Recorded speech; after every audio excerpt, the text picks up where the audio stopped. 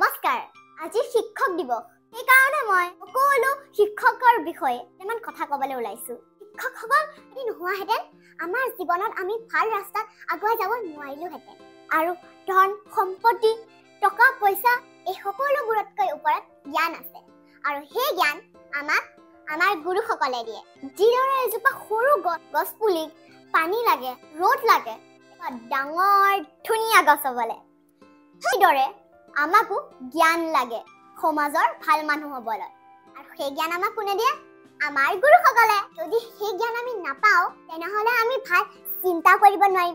আৰু ভাল মানুহ হ'ব নোৱাৰিম জ্ঞান আটাইতকৈ শক্তিশালী এই জ্ঞানেৰে শক্তিশালী কৰি তোলা আমাৰ গুৰুসকলক মোৰ ফালৰ পৰা প্ৰণাম জনাইছো আজি শিক্ষক দিৱসৰ দিনা সকলোকে মোৰ ফালৰ পৰা